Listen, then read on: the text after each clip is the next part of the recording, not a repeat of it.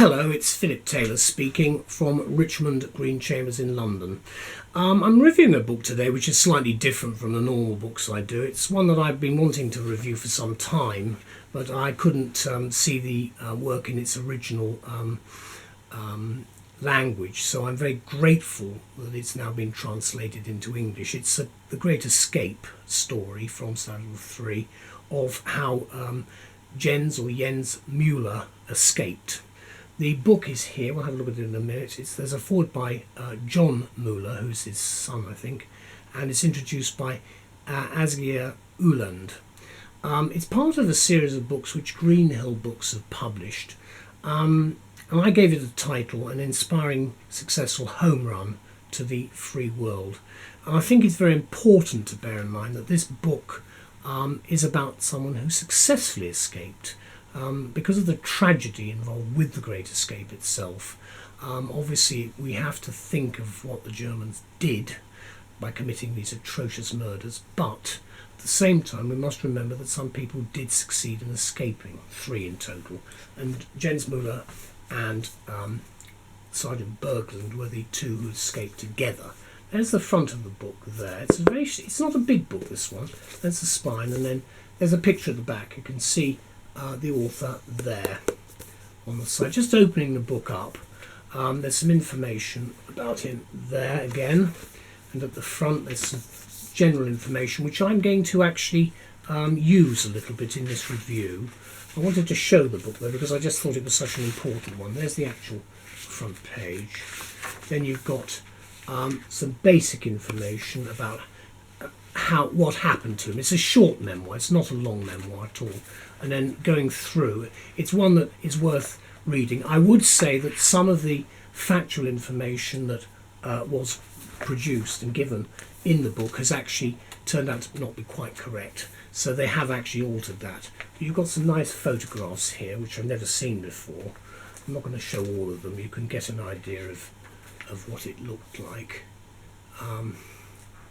And then there's the final bit there, which I think is important to see. There's a little epilogue at the back about how he actually got out. And what I find interesting, there were obviously the facts given in this book are slightly different, and as a result, some of the information that he does refer to is not quite as correct as it might be. However, the book itself, I think, is a very important book because it gives a first-hand account of what happened. It's a true story, after all. A short but vivid memoir, even though some parts of the story, as I say, have now been updated because the real facts are available. Like everything, at the time you think certain things happened. I know from my own experiences certain things have happened, but it's not quite like that, and then suddenly you realise it's rather different from what you thought. Now I'm going to quote some of the things that Jens Muller says. He says, "It took me 3 minutes to get through the tunnel," he writes, setting the scene. He says, "Above ground I crawled along holding the rope for several feet, was tied to a tree. Sergeant Bergsland joined me, we arranged our clothes and walked to Sagan railway station." Now remember that the tunnel wasn't quite as long as it should have been, so there was a little bit of a gap between the exit and the trees in the background, so it's a little bit of a problem, but there we go. And with these words, of course, the 2 escapees left Stalag Luft III forever and made it home, and that's successful home run.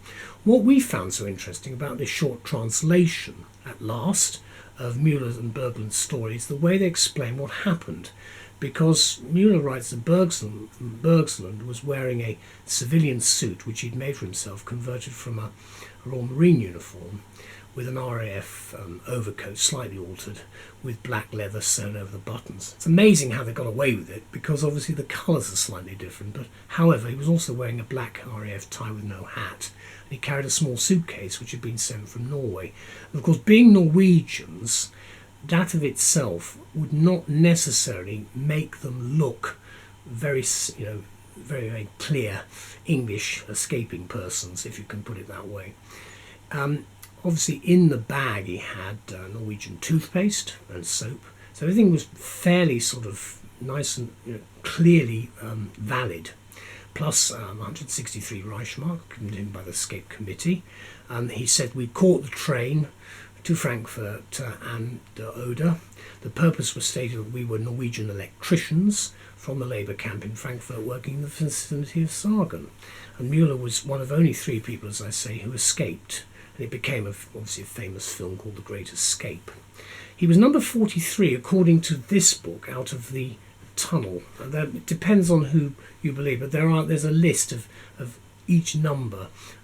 He sometimes appears at a different number, but however, he was number 43 according to this book.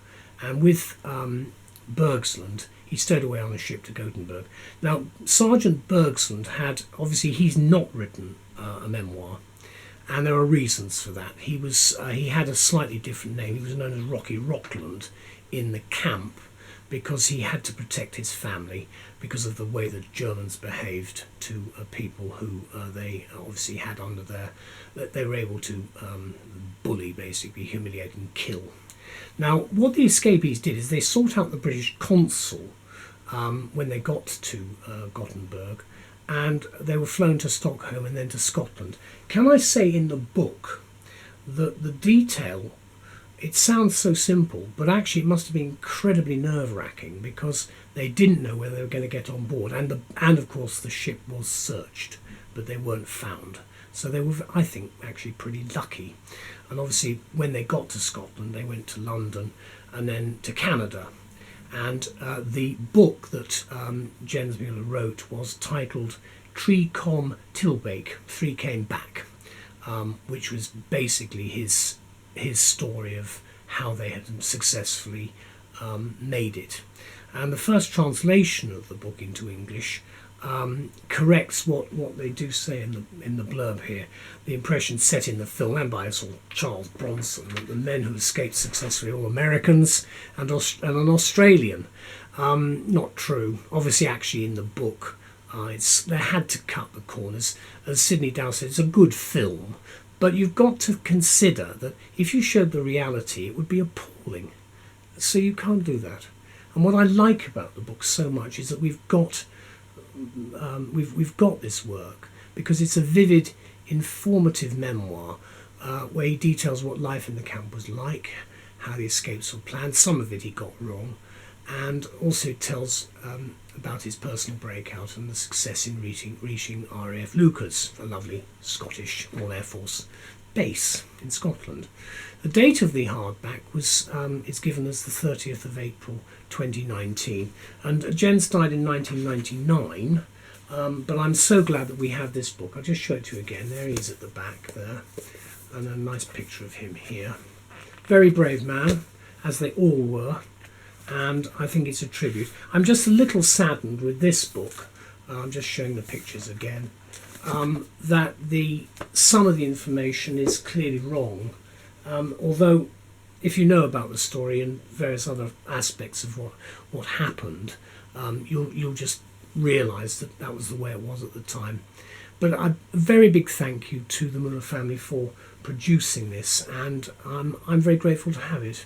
It's having visited virtually all the RAF stations in the United Kingdom, with the job I particularly had, I'm delighted to be able to read this work because many of the RAF stations have links to, obviously, Stalag Luft III and The Great Escape itself. So thank you. It's worth reading if anyone's interested in it, and it's true. Thank you to all. Bye-bye.